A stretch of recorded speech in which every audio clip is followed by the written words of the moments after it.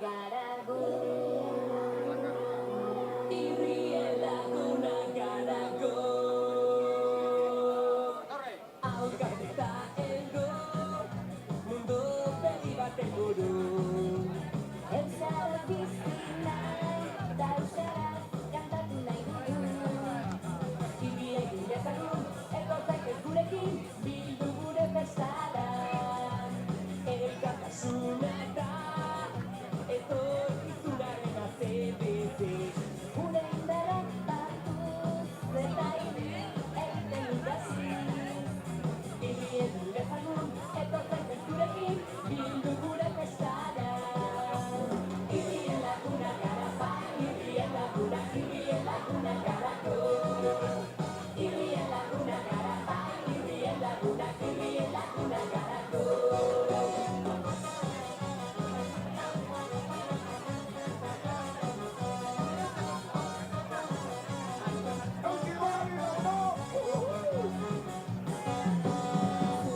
Abeslari, ipuin kontalari bentsolari.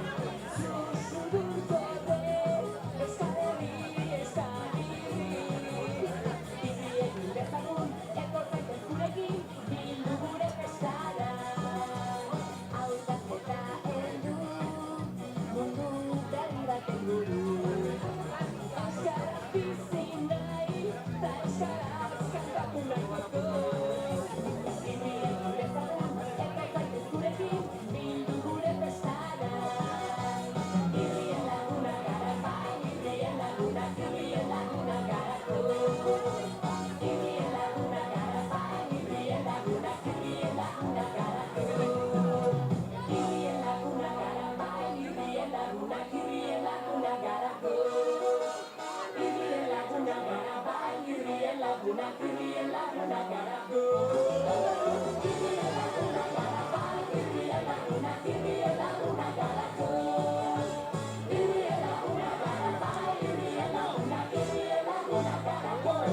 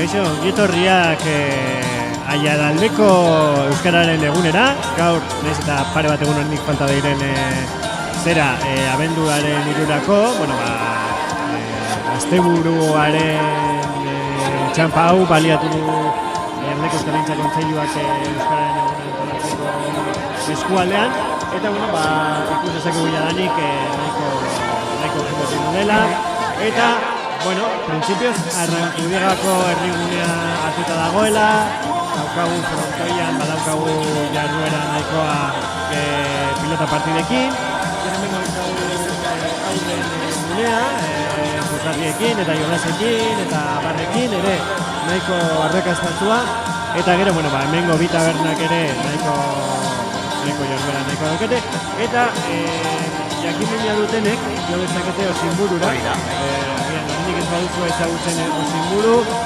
berriki inauguratu den kultura areto berria, hemen Arrankudiaga zoion, gaur azoka txiki bat dutean, eta orduan baduzue ere badaukazue aukera Osinburu bizitatzeko.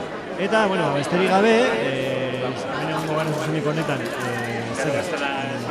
ekitaldia heldu arte, eta Txabi, agian aipatu nahi duzu... Egitaragoa lehenbizi, gure asmoa bada, printzipioz, ordu bat erdiak arte egotea hemen zuzeneko emisio hau egiten, izan ere ordu bat erditan izango da hemen justo gure aurrean, hemen ikusten dugune Hugo Bagode, nola esan plano bat egiten. Eta hemen gure aurrean justo dauden mikrofonetan eta hori izango da ekitaldi nagusia. Hori baino izan ziren egon dira gauza nahiko, apurka erritmoa ikusten joan da, animatuena goizeko denetan bildu dira mendi buelta egiteko, gero eskubaloi... Gero pintxoa hori da, bai.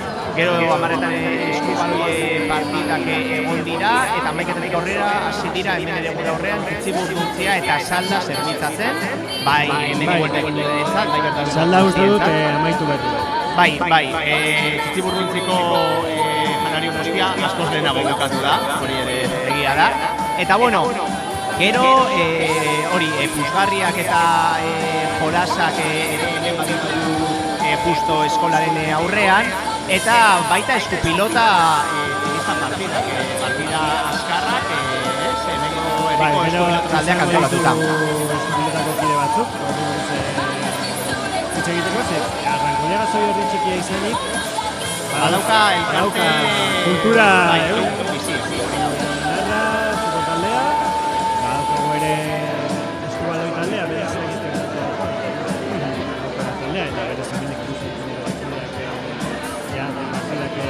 ostean, eta pilota partidak ere, aukera herri txikia, baina irladiteko aukera. Bai, hori da. Eta aitorek aipatu duen uste urrune badagoela azoka, hori da. Eta podeo musikatu abiatu da orain dela gutxi ere. Eta igeltokari dira justu Iberlandako tabernan egiten. Eta hori, esan bezala, gu emisioa egiten egongo gara gutxi gora bera ordu bat erdiak arte, eta gero ere sustenan emitituko dugu ekitaldi nagusia ordu bat erdiak hasiko dena.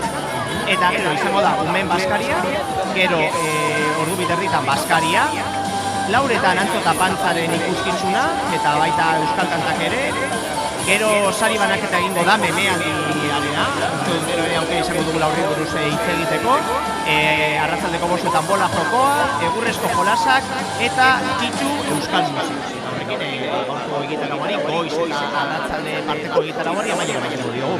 Bai, eta baliatuko dugu hemendik Euskalgintza Kontseiluko kideak daudela, eta agian, zera, lanpetuta dauden izagian joan behar naiz ni. Bai, ikusi berri dut, kide batek korrika egiten zuela ara, eta ez bere bila, eta bere ara. Hori da, musika bat utziko dugu, eta ointze bertan etorriko gara Euskalgintza Kontseiluko kidekide.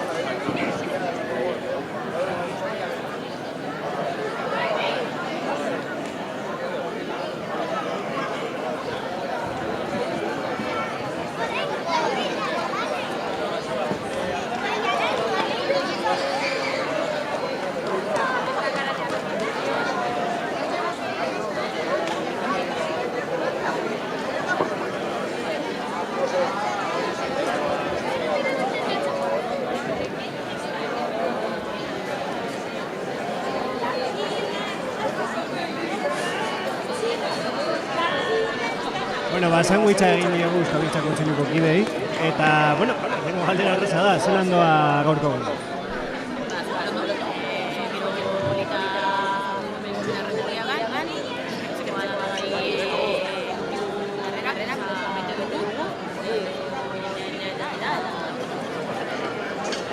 Eta, bueno, zein helburu egotzen diozu gaurko egunari? Lehenengo betika da, elkartzea eskualdekoa, osatzea euskararen inguruan, eta integratzea. Zen da, elkartzea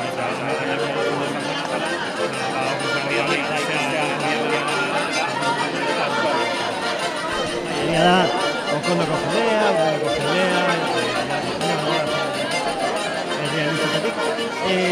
baina zuek ez zarete baratzen dut.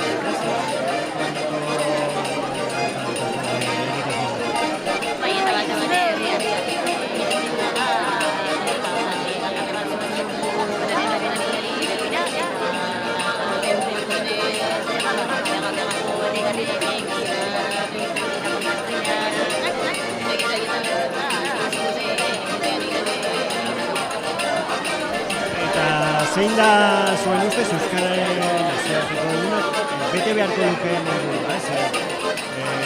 Nazioarteko egun orok daukan bat eratzua da.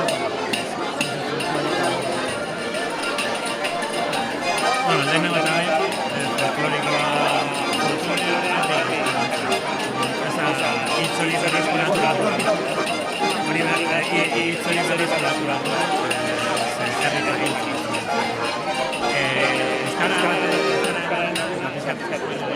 gero diskursoan etorriko da, gu nahi duguna da lehenengo eta behin ospatu behar dugu. Ospatu behar dugu. Euskaldunak. Ere indartu behar gara eskualde mailan, elkartu behar gara, ikusi ez gaudela bakarrik, eta aurrera egin. Errebindikazioa eta gozatzeko eguna izan behar du euskararen eguna. Eta, bueno, Aiaraldeko Euskalgintza Kontseiluak zenolako balorazio egiten du gaur egungo euskararen egoerari buruz Aiaraldean. Aintzat hartuta, azkenengo urteotan, bueno, Euskal Herri osoan, egon direla zenbait oldarraldi eta zenbait, nolabaiteko adostasuna apurtu duten zenbait gertakari. Ez dakite hori ekarri dezakegun eskualdera edo beto dagoen eskualdea edo zelan da zuen ikuspegia. Bai, Aitor, egin duzu galdera bat egun seriotarako, baina, gaur gozatzeko gaude, baina ere esan dugu errebindikatzeko gaudela. Argi dago oldarraldi bat dagoela, badaudela hainbat arazo, Euskal Herriko Euskalgintza Kontseiluak emergentzia linguistikoa aldarrikatu du, hau lehenagotik ere badator, baina bebai aldarrikatu dute indartzeko garai bat. Eskualdea Euskal Herriaren parte da, urte guztian zehar guk ere salatzen ditugu egoten diren zapalkuntzak edo egoten diren arazoak Euskararen egunean, ez, Euskararen alorrean, Euskalduno egindakoa. Orduan, eskualdeko argazkia ez da Euskal Herrikoaren oso ezberdina. Hemen ere arazoak ditugu, hemen ere indarguneak ditugu, eta urte oso bat daukagu horri ekiteko, eta Aiaraldeko Euskalgintza hortan jardungo du. Eta apur bat giroa aldatzearren, indarguneak aipatu dituzue, ikustut gaur hemen badagoela nolabaiteko herri txiki batean, islatu dela, badagoela aniztasuna euskararen inguruan, zeintzuk dira euskarak eskualde honetan da euskan indargune horiek zuen ustez?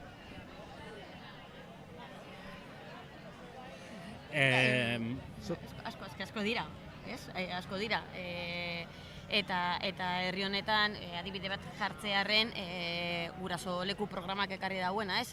Aurrera eramaten dugu kurtso hasieran eskualdeko ikastetxe guztietan, aurten heldu gara 6 herritara, falta zaizkigu beste 2, baina bai adibidez Arrankudiagan lortu duguna izan da euskara klaseak lortzea, ez? Eta talde bat agertzea, eta badaude guraso talde bat daudela hor euskaraz ikasteko prestutasun horrekin, ez? Eta nik uste dut hori bebai dela gure parte, gure lanaren parte, eta horrek bebai egiten dituela aurrera pausoak ematea. Orduan badaude ere nolabaiteko seinale positiboak, ez? Euskararen inguruan. Zeintzuk gehiago aipatuko zintuzke? Badago guraso lekuren nolabait bultzada, ez dakit beste mugarriren bat jarri nahi duzuen gaur, hain zuzen, ospakizun egun honetan. Bai, badago beste dinamika bat, bai wikan aspaldi abiatu zen ekimen bat izan da, bigarren pausu bat egin zen, beste konpromiso zehatz batzuk lotuz, orain laster abenduaren 3an adibidez Laudion sinatuko dira Euskal Herriko Kontseiluarekin batera egindako dinamika baten azkenengo emaitza eta konpromiso batzuk eta nolabaiteko azterketa bat. Arrankudiaga Soion ere bide beretik doa UEMarekin ere elkarlanean gabiltza hortan, Orozkon beste horren beste, zai daude Aiara eta Artziniaga, hori dira puntu batzuk, gaurko eguna da puntu bat, kirolariak ikastetxeetan lan handia eginda eta eliteko kirolariak izan ditugu, oso harrera ona izan dute ikastetxeetan, badago hausnarketa bat oraindik publikoa ez dena ikastetxeekin gabiltzana egiten, eta ni uste dut oso puntu importantea izango dena, 2025an helduko da azkenengo emaitza, baina bagabiltza, eta hainbat alor gehiagotan laster fruituak ikusiko dira, beste hizkuntzak eta euskara harremanduko duen proiektu bat aterako dugu kalera, ez du gehiegi aurreratu nahi gaur, gauza pilo bat badago jende implikatu pilo bat, gaur hemen argazkia ederra da, badago kezka, badago gogoa. Eta badaude- elkarlana, hori da. ikusten dut, ez? Elkarlana dela, sarea egitea euskararen alde dela gure puntu garrantzitsuenetako bat, eta honetan bebai herrian, eskarmentu handia daukagula horretan, ez? Eta uste dut hori bebai indartu behar dela, eta jarraitu behar dugula indartzen. Sare lan hori egitea euskararen alde, eta guztiok alor berdinetik joatea indartzeko. Bueno, orduan badaude gauzak ospatzeko gaur, ez? Badaude proiektu asko ikusten da lana, euskalgintzaren lana, bueno, agian sator baten moduan lurrazpian dagoela une hauetan, baina laster azaleratuko dela, ezta? Bueno, gu beti lanean gabiltza, pauso bat aurrera eman dugu, orain 2 gara, hemen, ez gara bat, eta horrek ere laguntzen du, eta bere garaian egin genuen plan estrategiko bat oso potentea, eta joango da fruituak ematen. Baina denok eta leku guztietan badaukagu zer egina, hedabideetan, ikastetxeetan, instituzioetan, leku guztietan eman behar dugu pausua, eta hori izan da beti gure aldarrikapena hasieratik, eta hor jarraitu behar dugu. Ez gara apurrekin konformatzen, nahi dugu euskaraz bizi, nahi ditugu gure eskubideak, eta nahi dugu sendo egon euskaldun bezala mundu honetan. Ederto, mila esker, tarte hau ateratzeagatik gaur oso lanpetuta zaudete, orduan bereziki mila esker guri elkarrizketa hau egiteko aukera emateagatik. Eta animo, oraindik dela geratzen dela eguna. Mila esker zuei hitza emateagatik, eta ondo pasa zuek ere.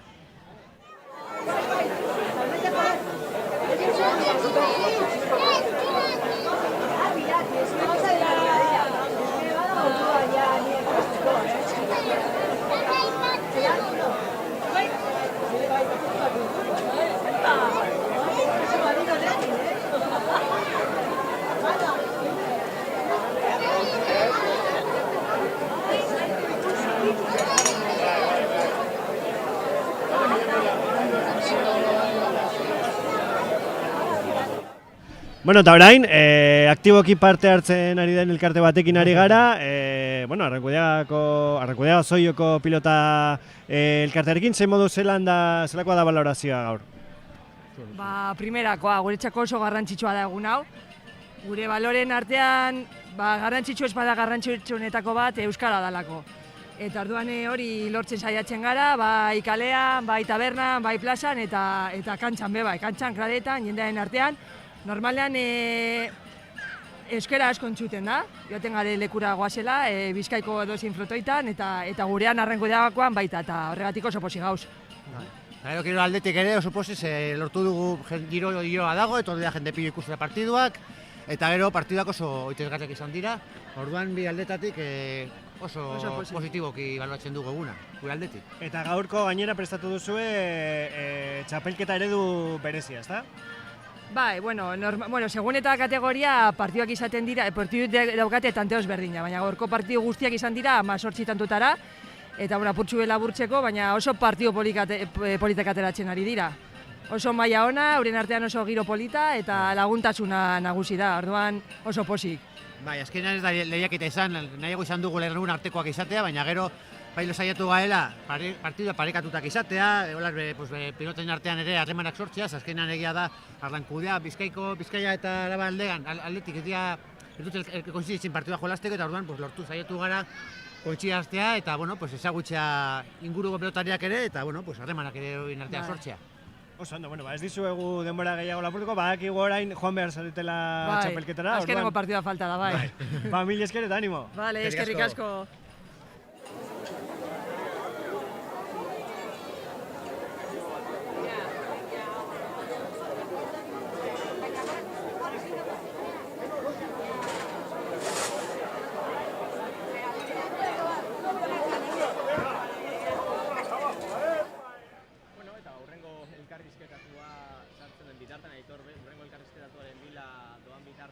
Emango diogu berriro errepasoa oraingo egitaragoari, izan ere lehen aipatu dugu, egin dugu errepaso azkar bat egitaragoarena, eta hori, esan dakoa, goizetik hasi dira motorrak berotzen Arrankudiagan aialdeko euskararen eguna ospatzeko. Bederatzietan hasi da mendi buelta, gero eskubaloi partidak, gero txitximurruntzia eta salda egon dira, puzgarriak eta kolasak horretik ere badaude, eta... Erdian nahi duzu? Bai, holan, sandwich. Ez jarri zu erdian? Partidak ere aiten dira frontoian, elkarten azoka badago osinburun, poteo musikatua badabile ja ona itzulekin da plazara Iberlandatik ibili ostean, igelko toka txapelketa eginda ere Iberlandan, eta gero orain ordu erdi eskasera ekitaldi nagusia egingo da hementxe bertan plazan, gero umen baskaria, helduen baskaria, eta arratsaldean Antxota Pantzaren ikuskizuna, euskal kantak, gero bostetan memealdiaren sari banaketa egingo da, eta gero bola jokoa, egurrezko jolasak, eta kitu euskal musika taldearekin emango zaila amaiera gaurko egunari, esan bezala. Eta bueno, orain, egitaragoa errepasatzen goten bitartean, hemen harrapatu ditugu AEK-ko kideak. Bai, harrapatu da hitza, bai. Kamioi baten moduan, harrapatu ditugu. Bueno, AEK-ko kideak ditugu hemen, nik uste dut, bereziki agian AEK-ko ikasleentzat, garrantzitsuak direla horrelako egunak, ez? Ez izatea dana ikastea eta gramatika, baizik eta horrelako uneak bilatzea ere ospakizunerako, ez da?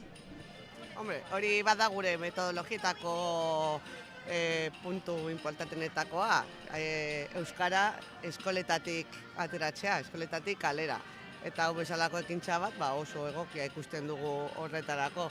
Beti animatzen ditugu ikasleak ona, gaur bezalako egun batera etortzera. Baina, batzuetan animatzen dira eta beste batzuetan kostatzen zaie, baina, ondo, bai. Larun batan nahiago, igande, baina. Agian, izan daiteke. Bueno, ez da bide, ez? Azken finean, batzuetan parte hartzen dute eta beste da. Eta zein izan da zuek egindako ekarpena gaurko egunean? Torri garenean, antolatu eta aurreko bileretan eta parte hartzeaz gain, gaur hoize salda banatu dugu, mahaiak prestatu ditugu eta gero baskaria zerbitzatuko dugu. Eta hori izango da, gutxi gora bera guk egingo duguna eta ondo pasatu be bai. Orduan gaur daukazue konpromisoa, antolakuntzan eta ondo pasatzeko ere konpromisoa edo ez da... Jakina, beti etatzen gara ona ondo pasatzera, bai lanera, baina baita ere jendearekin egotera, askotan gertatzen da, aspaldian ikusi ez duzun jendea, topatzen duzu horrelako ekintzetan eta bai, gustura, bai, hombre, hau bada gure bizi modu etako bat, ez da? Euskaraz egiten diren ekintza guztietan parte hartu eta ondo pasa. Eta gozatu, bai, jakina. Eta, apur bat, lehen aipatu dugu Euskalgintza Kontseiluarekin Euskararen egoera eta bar. Zein da AEK-aren egoera orain eskualdean? Entzun dugu Arrankudiagan ere badagoela taldetxo bat. Badaude euskaltegi finkoak. Mantentzen garela, ezta? Azken urte hauetan, pandemia pasa ondoren eta, gero eta indartsuago eta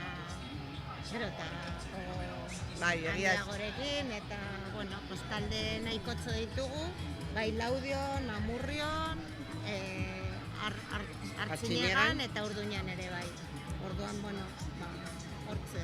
Bai, alde horretatik posi gaude, jendeak eman duen erantzunarekin.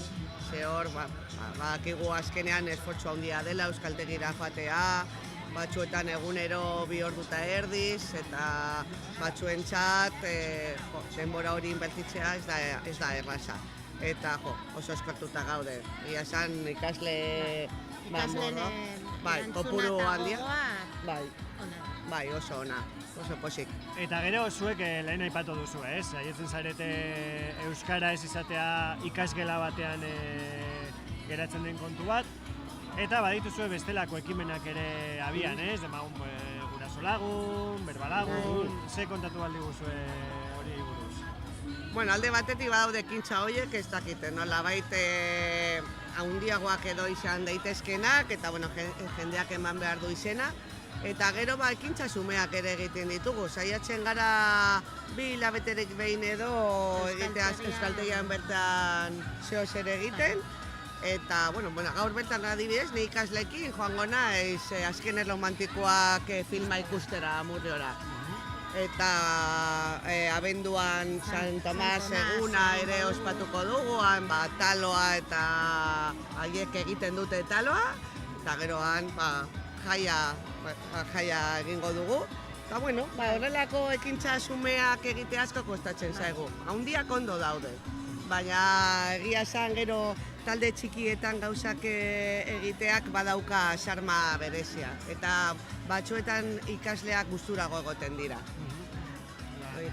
Zaian arrotza egiten, Horixe eta igual konfidantza gehiago euskaraz hitz egiteko, ze jende asko egoten denean, agian kostatzen zaie gehiago, baina euskaltegiaren giroan, hortxe bertan gehiago askatzen dira, ezta?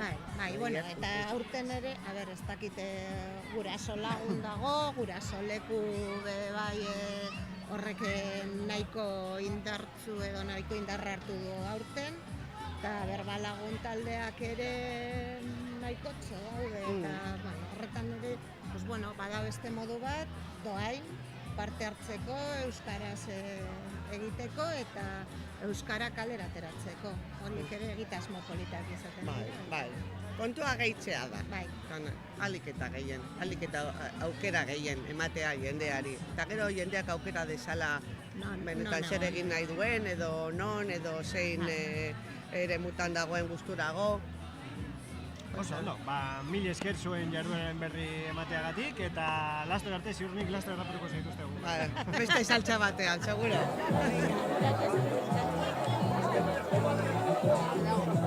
Hay demasiada gente, no me parece a mí.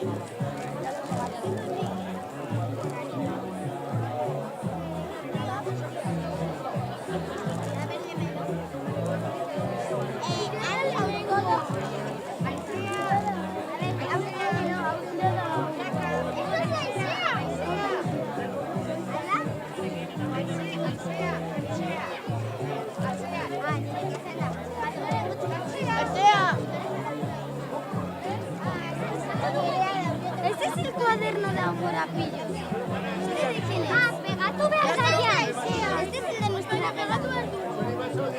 Este es Aisea. Sí, a ver, quiero ver. A ver. El de Iván ya está pegado, tío. Es verdad. Pero voy a verlo yo. Ya, que quiero buscar el mío. Sí, este lo mío. Los niños de los están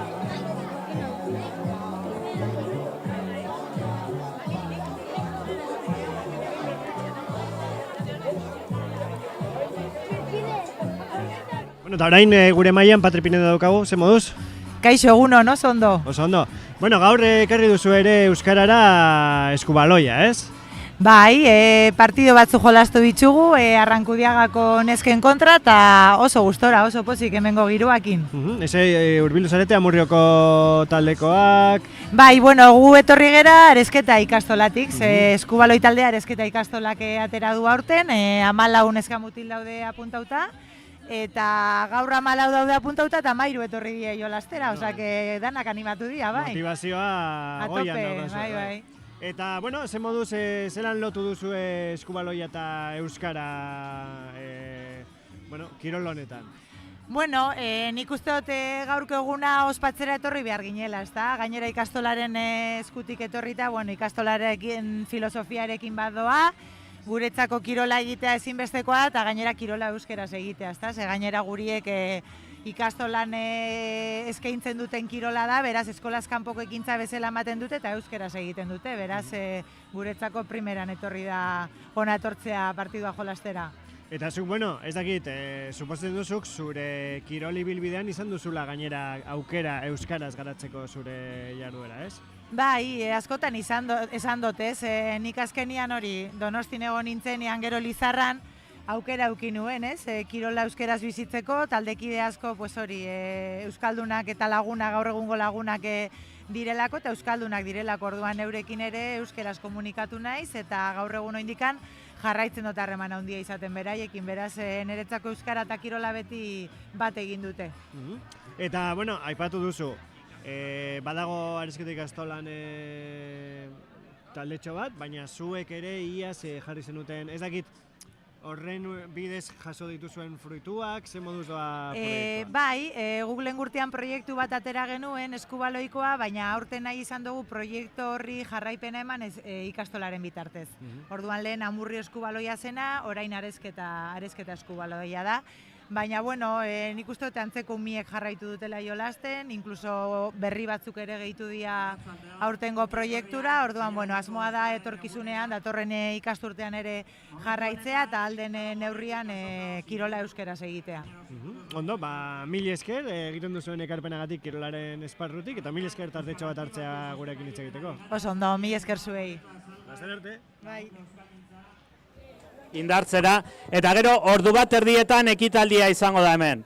Orain azkenengo jolas gunean, azkenengo guneak bizitzen ari dira, hemen Aialaldea edabideko kideak daude zuzeneko emisioa egiten, elkarrizketak egiten eta bar.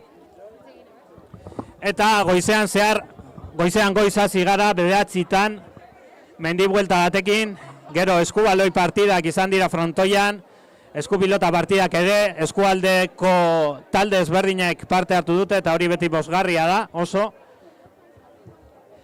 Eta hemen baditugu Kondo eta Arrankudiagako ikastetxetako ikasleak, Arrankudiagako ikastetxeko ikasleek proposamen bat egin zieten eskualdeko ikasle guztiei, eta gero haiek azalduko digute zertan datzan proposamen hori. Bueno, eta orain gure artean daukagu Arrankudiaga Zoioko ikastetxeko zuzendaria, eta, bueno, suposatzen dut gaurko egunean, ikastetxea izan dela arnazgune bat gaurko ospakizunak antolatzeko? Bueno, bai, nik batez ere aipatuko gure duguna da, egun hau importanta dela guretzako aspektu batetan, gauza bategatik, eta da, Arrankudiagako ikasleek ikustea euskera ez dela eskolako gauza bat. Euskera dela herriko gauza bat. Azken aldi honetan, askotan hori da gertatzen dena, euskera murgiltzen dela bakarrik arlo akademikora, eta hemen umeak ikustea dela herri osoko gauza bat, guretzako oso potentea da. Eta, bueno, gaurko ez dakit ekintza zehatzen bat prestatu duzuen? Bai, gauza da, bigarren zikloko umeek kurtsu zieran irakurketa saioetan ibili ziren ahokora pilokin, txiste laburrekin, olerki laburrekin, orduan esan genduenean zerbait egin behar gendula egun horretarako eta beste eskolatarako larazi zerbait, berei pentsatu zuten, ahokora piloak horiek edo sortu, edo moldatu, eta danak euskera hitzarekin edo euskera hitz ideiarekin, ez? Eta horietanak zelan batu, liburuzka batean batuko duguz, eta asmoa da liburu hori ibiltari esatea eskola desberdinetatik, eta joatea osatzen beste eskoletako ekarpenekin. Eta hori da. Orduan, zabaldu zuen eragin eremua Arrankudiagatik beste ikastetxetara. Bai. Eta, bueno, gaurko egunari dagokionez zein da valorazioa, momentuz? Hori, lehen komentatu dudana, nik uste lehen aipatu dudan moduan ikuste umeak euskera ez dela eskolako gauza bakarrik, eta beste alde batetik bere bai herriko parte edo eragile importante bat dela. Badaudela beste batzu, baina eskola bere bai parte hartu behar duela herriko ekimenetan, ekimen ezberdinetan. Duan hori da guretzako oso importantea bere bai, ez? Gaur egun herritar diren heinean, parte hartze hori baloratzea. Eta gero gaurko eguna bere bai uste dugu importantea dela helduleku moduan euskaraz bizitzeko ilusioz eta postasun ambiente batean, ez? Ez beti egin behar dugu burruka, baizik eta orduan horretarako guretzako egun hau importantea izango da hori, eta harrapatuko dugu, hortik aurrera lortzen dugu hori, ilusioz eta posez bizitzea euskera. Ederto, mil esker elkarrizketatxo hau emategatik eta animo. Bai, eskerrik asko zuei.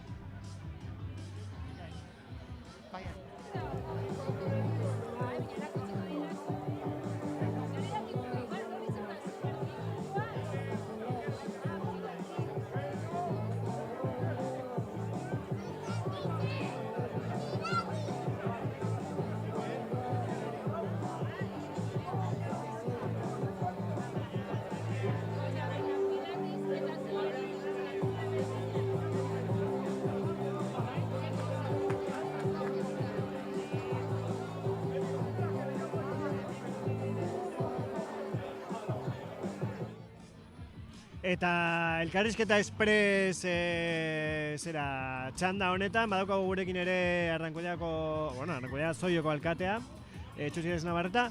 Bueno, ze moduz orain arteko ekintzen balorazioa? Bai, eguna oso balorazio ona, ez da? Jente asko, animazio handie, eta, nire izate alkate moduen horre bat da, ez? Aiaraldeako euskararen egun honetan, izatea Arrankudiaga Zoion egitea, aurtengoa eta eskaintzea guztia eskualde osoari, ez da? Leko barikuen ja Zoion egin genduen konziertotxoa eta oso ondo gontzan, jente asko gontzan. Eta gaur Arrankudian zer esarik ez. Ikusten da, zelango giroa dagoen, giro oso ederra. Eguraldiak ere lagundu da, beste aurririk egin. Eta hola dana kanpoan egiten ari gara eta horre beste itxura bat ematen da. Eta jente parte hartzeko ere asko zuen. Eta gaur jende mordoa daukagu hemen parte hartzen, ume pilo dauzkago justo orain gure aurrean, baina zein da euskararen garrantzia udal jardueran, ze askotan, udal batzetan eta bar, nabaria da euskara erabiltzen dela. Euskararen kontuan arazoa erabileran dago. Erabilera, hori da, eta barriro ere goaz aspaldiko esaldia zen, euskara ez dela galtzen, jente berriak ez duelako ikasten, baizik eta euskaldunok, euskara dakigunok ez dugulako erabiltzen, ezta? Eta horrek esaldi horrek zoritxarrez indarrean jarraitzen du, hamarkada pasatzen dira, egiten ditugu euskararen egunak, korrikak eta mila kontu, mila ospakizun, baina nabaritzen dugu arazo handiak ditugula erabileraren kontuan. Inoiz baino jente gehiago daki euskara, batez ere umeak, gazteak eta esateko Arrankudiaga eta Zoion dana daki euskara, baina kalean ikusten duzu gero erabileretan atzera pausoak ematen ari garela. Badaitugu, arazoak ditugu, gaur egun hori sare soziala direla, komunikabide guztiak, dana dagoela gazteleraz, edo behintzat euskara beste hizkuntza batzuetan, eta horrek ez dakigu, ez dugu lortzen horri buelta ematea, eta ez dugu aurkitzen bidea horri buelta emateko eraginkorragoan, ez da? Hor dago kontua. Eta nik beti izaten dut, euskara dakigunok, euskaldunok, sarritan oso ahorro gaude, nik euskara dakit, euskalduna naiz, da, esan primerako euskalduna naiz, euskara dakit, ez da? Baina kontua da, euskara jakiteak gutarako bakoitzari ematen dio beste ardura bat, oso ardura importante bat. Eta da, egitea.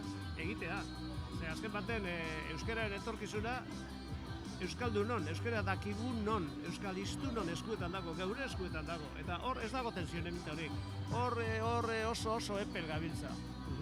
Eta, baina, esan bezala, justo Arrankudiaga Zoion, ueman zaudete, duela gutxi sartu zarete, eta esan bezala, udal osoko bilkurak eta bar, nahiko euskararen aldetik badaukate pisu handia, ez? Bai, alde formalean aurrera pauso handiak eman duguz.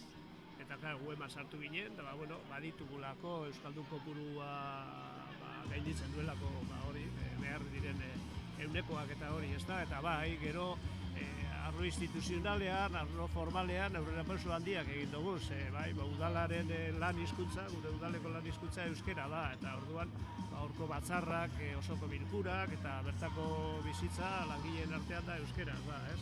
Eta, baina hala ere, ata guztiz ere, sarritan badoaz herritarrak, zerbaitara kudeaketa bat egitera, edo zerbaitea, eta ez dakit zergatik, azte dira gazteleraz, esan daike, oraindik ez dira jabetu, gure administrazio lokalagaz, urbilen daukagun administrazioan, euskeraz egin behar dugula, euskeraz egiten dagoela udalak, ez da? Eta, hori da, horregatik diotzut, arlo formalean oso importantea da, udalak eman dituen pausuak, azken bi hamarkadotan adibidez, oso garrantzitsua dira, eta hori beharrezkoa da. Baina geure burua ezin dugu engainatu, aurrera pausu formal horien atzean gero badaude hainbat miseria eta batez ere erabileraren kontua dago. Eskola barruan euskera, da jartzen zara gero hor atzeen aldian kanpoan umeak ikusten dituzu euren artean edana erderaz egiten ari direla. Zelan emon buelta horren, zelan emon. Alde batetik bai, emon behar diako, behintzat gurasoak euskeraz egiten euren artean. Umeaz egingo deurie, ikusten badugu kalean guraso euskaldunak erderaz egiten euren artean. ez dakit hausnarketa hau zelan sozializatu, deno parte hartu, konpromisoa bete, baina, bueno, hor ari gara, baina hori da daukagun asignatura pendientea. Erto, eta oraindik falta da hemen herrian ekitaldia, zertan parte hartuko duzue gaur, udal taldeko kideek? Udaleko... Bai, ikusi dute kideren bat baino gehiago hemendik dabilera. Bai, nau justo ez nago beste kontu batzuk azibilitez, nau ez nago antolakuntza sartuta, baina hemen beste zinegotziak hor daude, kontu honen antolakuntza sartuta bete-betean, lanean egun osoa, eta bai, gu gaude bete-betean sartuta. Orduan zu gaur tartetxa duzu gozatzeko, ez? Gaurrik orain pote pare bat hartuko ditu lasai, eta gero, jakina, aurkezpenean, da guztiare egongo gara, baina nauk ez daukate bete behar zehatzik. Gaur, jentearekin hitz egin, jentearekin eguna konpartitu, eta antolatzaileak zorion dute animatu, bai Aiaraldeako kontseilua, eta baita hau posible indaurean jente guztia, eta hauek ataratzeko olako antolakuntza behar da, eta jente asko parte hartu behar da, eta sarritan asko egiten ditugu, behin eta berriro kontu hauetan lanean ari da jentea, eta nire aldetik eskerrak eta zorionak guztiei. Ederto, Txutxi, mila esker, eta utxiko dizu pare bat pote hartzen, orduan. Gero arte, bai.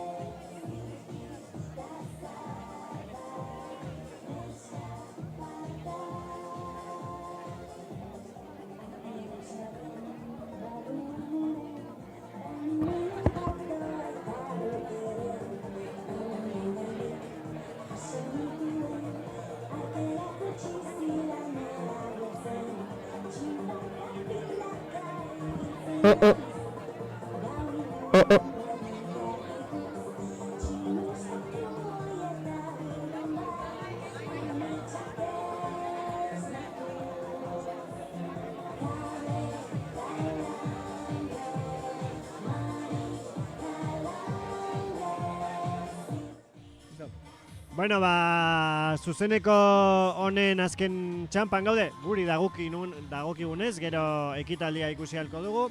Eta hemen daukagu, bemealdiko antolatzaileetako bat, utziko digu tokia berarekin hitz egiteko. Aurren, Ander. Kaixo. Gaur hemen zaude apur bat erabilera anitzeko laguntzaile moduan, ez? Bai, hala da. Ikusi zaitugu hor mikroa jartzen, egon zara hor Kirikinoren ekintzak antolatzen, baina gonbidatu zaitugu mai honetan asko aipatzen da, edo asko aipatu da mai honetan, ez? Orain, euskararen erabilera sustatzearen beharra inguru akademikoetatikat, eta zuek hain zuzen bultzatu duzu memealdia, azalduko diguzu zer den memealdia? Bai, hori da. Da ekitaldi bat sortu duguna, duela 3 urte. Hau da, aurten egin dugu 3. edizioa, eta da pixka bat, aisialdian edo denbora librean, hori, euskararen erabilera, era positiboan ez edo, nolabait hortik eragiteko asmoa duena. Eta, berez ekitaldia edo ekimena datza memeak egitea, irudi barregarriak sortzea, kontu desberdinetakoak izan ditezkenak, eta hori, guk zabaltzen dugu epe bat, eta jendeak nahi duenean parte hartu dezak eta bidaltze ditu bere lanak, bere memeak. Eta gero, jasotzen ditugun meme guztien artean, sari batzuk banatzen ditugu, eta hori, sosketa bat egiten dugu, eta hori. Nik urteren batean parte hartu dut, memealdian, aurten ez dut parte hartu, baina memeak ikusitan, niri iruditzen zait, nahiko agerikoa dela, gazteek parte hartzen dutela, ez? zera txantxak edo jokoak dira askotan, etxeko lanei buruz, azterketei buruz, zela baloratzen duzu hori? Bueno, aurten bereziki lortu dugu eragitea pizka bat, gazten artean, instituto garaiko gazten artean, eta zentzu horretan ondo, aurten gainera esan beharra dago, memeak aurrek urteetan oso guai egon dira, eta aurten igertu da adinean pizkate nagusiagoak zirela parte hartzaileak edo egileak. Eta, zentzu horretan oso posi gaude. Eta nola lortu duzu institutuko gazteak implikatzea memealdian? Eguerdion guztioi, familia guztiei, azkenengo 5 minutuak puzgarrietan, azkenengo 5 minutuak azokan, eta berehala ekitaldi nagusia hasiko dugu. Horretarako ikastetxeetatik etorri zaretenok, zuen hau korapiloak ekarri dituzuenok, hurbildu hemen ezkerretara. Ederto, orduan, noiz izango da memealdiaren sari banaketa? 5 minutu barru hasiko gara, ikastetxeek azalduko diguten prestatu duten, eta gero Aialdeko Euskaldintza Kontseiluaren mezua entzungo dugu.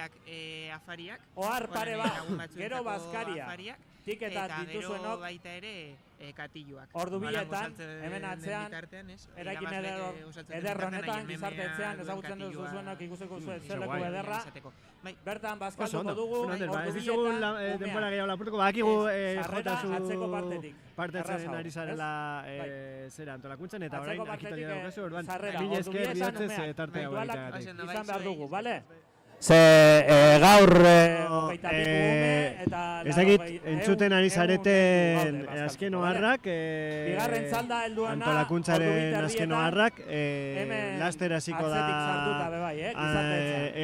ekitaldia, baina gero gogoratu ekitaldiaren ostean, ez dela amaitzen, soilik ekitaldia, gero izango ditugu Baskaria eta izango ditugu hainbat ekintza, ezta, Xabi? Bai, hori da, hainbat ekintza izango ditugu, berez ez da ere arratsaldean asko lusatuko jaigiroa, gutxi gora bera 6 erdiak arte edo lusatuko da. Igandea da, eta ja hasiko gara astelenaren sindromearekin. Bai, hori da, eta orduan, hori, Baskal ostearen gehien bate, egitaragari azken repasoagian egiteko.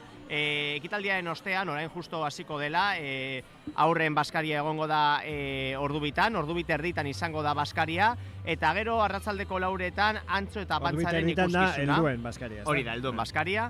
Gero 4etan antzo eta pantza ikuskizuna, Euskal Kantak ere ordu berean, gero orain handerrek aipatu duen eta berarekin hitz egin dugun memealdiaren sari banaketa arratsaldeko 5etan, ordu berean bola jokoa, egurrezko jolasak baita ere, eta bukatzeko 5 erditan kitu euskal musika. Hori da. Bueno, badaukagu zera orainik ordu batzuk aurretik euskaraz gozatzeko. Egia esan da, nahiko jende dago jadanik plazan, eta puzgarriak izten direnean, jende gehiago gongo da. Eta gogoratu behar da, ekintza gehiago daudela eskualdean, eta izan dugu orain izaten ari da adibidez Arabako atletismo txapelketa, eta klubak daude Lauden Amurrion, Gazte pilo joan dira. Hori da. Eta badauzkagu bestelako bestelako ekintzak, asteburuko ekintza guztiak beti bezala, bideo argazki zein testu formatuan aiaraldea.eus atarian joango gara igotzen. Egia da, asteburu hau nahiko potente izan dela orokorrean, Euskararen eguneko egitarauak, gaurko arrankudeako eguna gehi bestelako ekintzak. Aiarantza taldeko 40. urte hurrena. Bai, gauza potente nahiko. Atzo ere pasaziren brum egiten duten autopilo eskualetik. Orduan izango dugu gaur eta horrengo egunetan izango ditugu argazki eta bideo mordoa hori guztia islatzeko, baina momentuz honetan gaur zentratuta, jendea gero zeta gehiago pilatzen ari da, eta ekitaldia hasi bezain pronto eskiniko dizuegu. Hori da. Bitartean, lusatuko dugu amena, guri ez zaigu asko gustatzen hitz egitea. Ez, ja gian ekitaldia paso emango diogu, ja ikusten ditugu hori arrangodeako eskolako aur eta gurasoak eta prest. Eta gainera, aipatu diguten korapiloak erakusten, ezta? Hori da. Horrekin usten zaituztegu, gogoratu argazki eta bideo guztiak, gaur arrankudean jasotzen diren ekintzenak, eskualdeko asteburuko ekintza guztienak aiaraldea.eus atarian izango dituzue, Eta besterik gabe, gozatu egunaz, gozatu igandeaz, eta animo Ondo aste berriarekin. Hori da. pasa.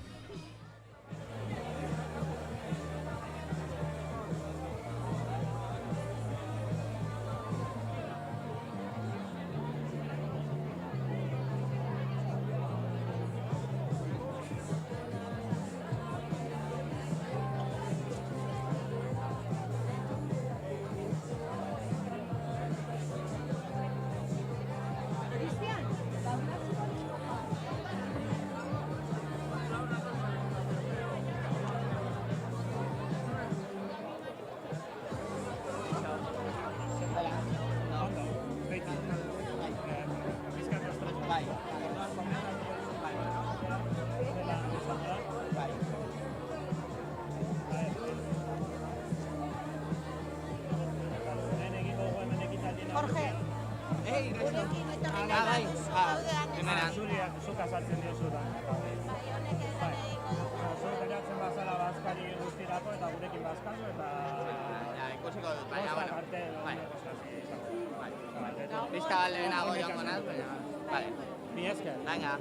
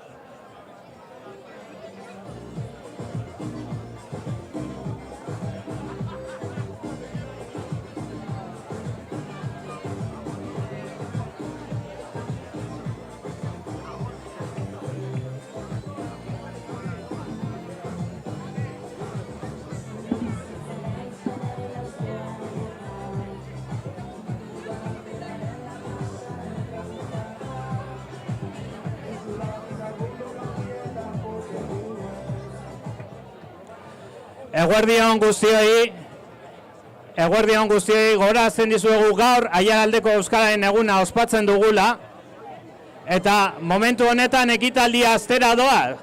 Beraz, ona hurbildu zareten guztioi, poteoa ondo dago, baina etorri onantza. Etorri onantza eta ikusiko duzue Arrankudiagako eskolakoek, Okondoko eskolakoek eta Laudioko ikastolakoek ze prestatu duten. Eta jarraian Euskalgintzaren mezua irakurriko dugu. Mesedez, potearekin ere etor zaitezkete, baina etorri. Etorri ona. Hori izkina hortan ez duzu ezer ikusiko.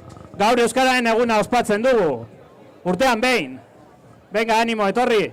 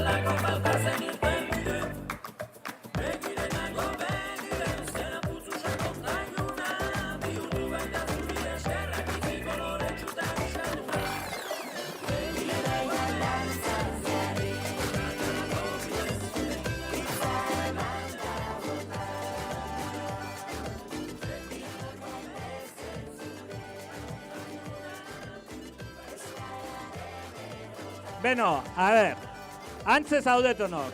batzoki aurrean eta hemen izkina honetan gizartetzean. Gaur Euskararen eguna ospatzen dugu. Etorri honantza, lekua dago. Ikusiko duzue mimo handiz Arrankudiagako eskolakoek, Okondoko eskolakoek eta Laudioko ikastolakoek ze sorpresa prestatu diguten. Ez da luzea izango. Ez kezkatu, baina etorri. Han fondoan ez duzu ezer ikusiko, bale? Eta Euskalintzaren mezua ere laburra izango da.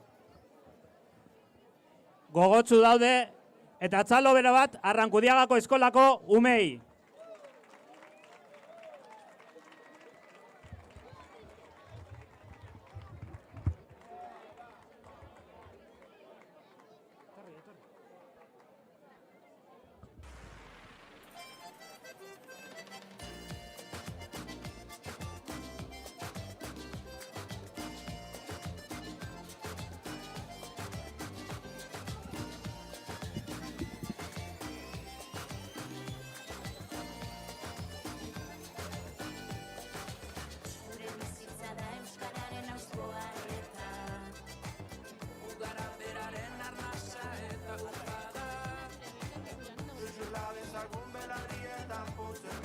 Bai, beitu, azalduko dizuegu ze gertatuan.